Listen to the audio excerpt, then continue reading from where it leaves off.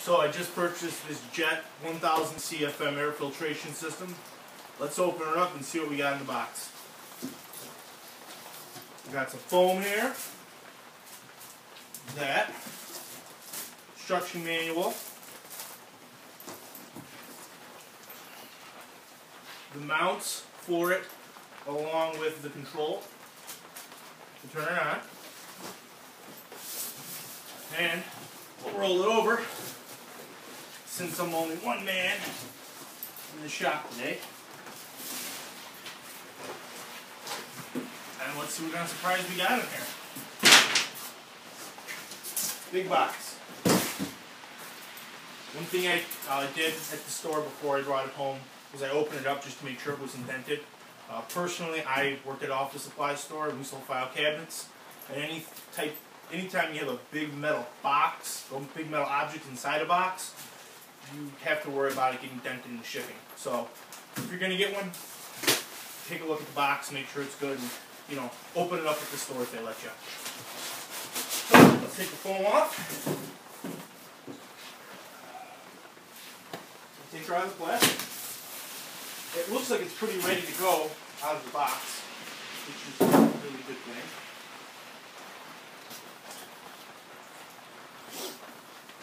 I'll take the plastic off. Let's see what we have. This is something I've been wanting to get for a while. It's a good safety tool for the shop. It's something that most of my life I never even thought about, but I'm in my 30s now, so I think a lot more about safety in the shop. See that side, take over. You got your controls. It looks like a heavy-duty fan setup in there.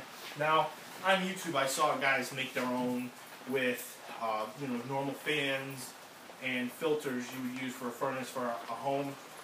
After just touching this thing, I'm glad I didn't go that route. I mean, it was very substantial, and all the reviews said this had the quietest motor. When they tested it up against 5 other brands like Powermatic and whatnot. So that's what led me to purchase the Jet model. There's a larger model, a 2000 CFM model. This is the 1000, but as you can tell, my shop's not that large. I'm in a 2.5 car garage, so this will work best for me. So looking at this from the filter side, the filter is wrapped in plastic. You have to open it up and remove the plastic. It has a warning on here that says make sure you take this inner filter out because there's some styrofoam in there. So that's what we're going to do right now. You want to do that prior to starting the unit.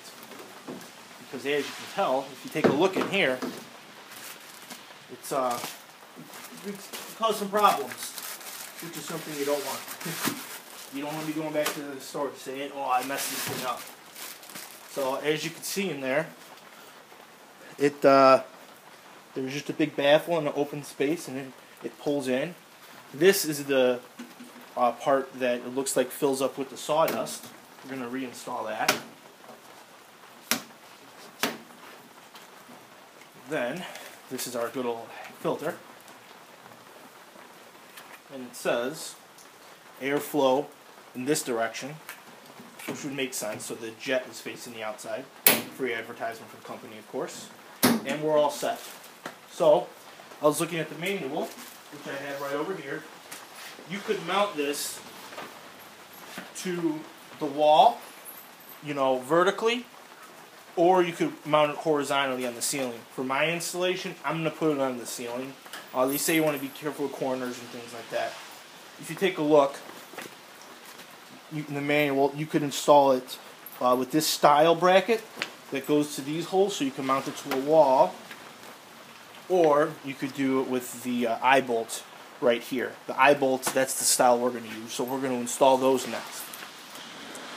So while reading the manual, I looked, shows 1 hole, 2 hole, and then A, and then you see B, which is the nut that goes in, okay? But when you go and you look over here, at the top, there's just 1 hole. And on top of it, there's a piece of molded plastic that's threaded inside there. And if you look in the bottom, Let me move my camera from its holder. Right there, you can see that that's the threaded piece. So what we're going to do is we're going to get this threaded in because the threads match.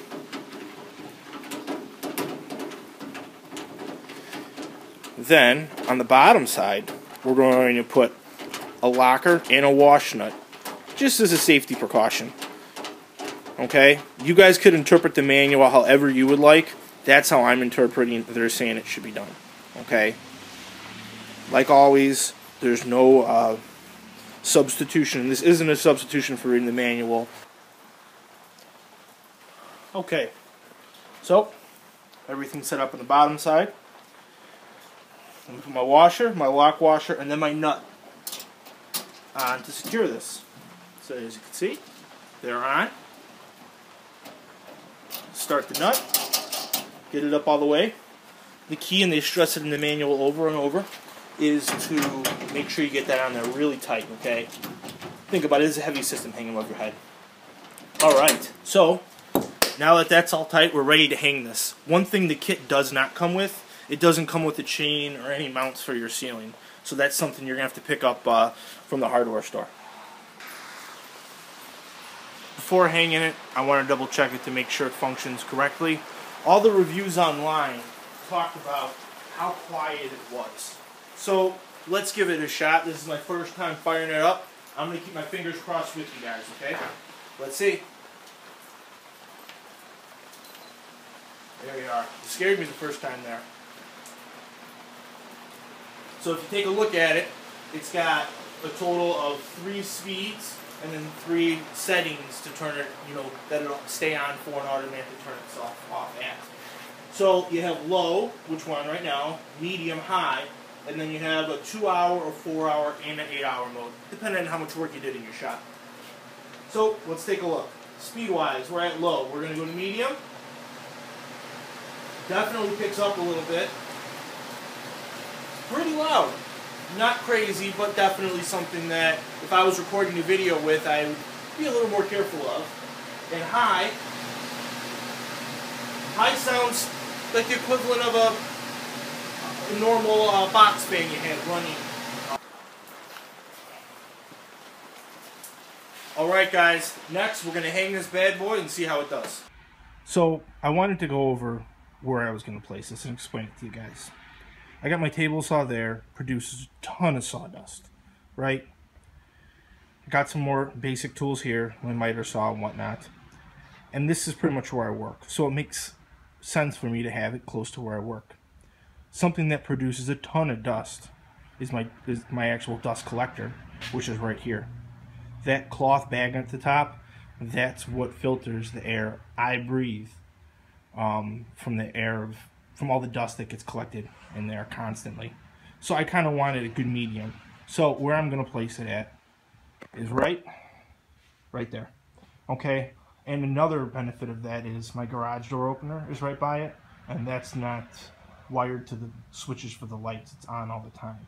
So when I'm done with the project, I can leave this on, say, the 2, 4, or 8-hour setting, and there will be power in here still. So next up, we're going to place it top side. For this project, I went to the hardware store. I picked up a chain, some S-hooks, some eye-bolts, as well as an extension cord, because I wasn't sure where I wanted to put it. But since I determined my location, I'm not going to need the extension cord. But it's something good to think about depending on your garage. Alright, I'm just going to take a quick measurement. Across and lengthwise. One thing I like is 25 inches is actually the perfect spacing between my rafters. With all 4 holes marked in the center of the studs, we're going to drill our first pilot hole. Alright, now we just got to get the eye bolt in. Now that I have the eye bolt started, one little trick I like to do is put a screwdriver through and just turn. It gives you plenty of leverage and it makes it pretty easy. Now you just got to repeat that 3 more times. Okay, with all 4 eye bolts installed, Just gonna hang it. So, just finished the connections. I purchased some chains for it, but I figured why use the chains if I could just connect the both the eye bolts with just an S-hook. I crimped one on each of them, the top part of each S-hook, but I left the bottoms open so I could take this on if I need to make any adjustments. That's her. She's all done. One thing I noticed after I set it up, and if you look at my shop, and you can see I'm standing in the garage door right now, is that section right there with the lights on it. That's the side you have to be on to use the remote control. If you're on the other side where all the tools are, you can't. It won't really pick it up much. So I set my remote right over here on the side of my toolbox. But that's the only design flaw that I see in this unit. I like it so far, and I'll let you guys know how it goes down the road if I have any issues with it in the comments section. Like always, feel free to like the post and subscribe.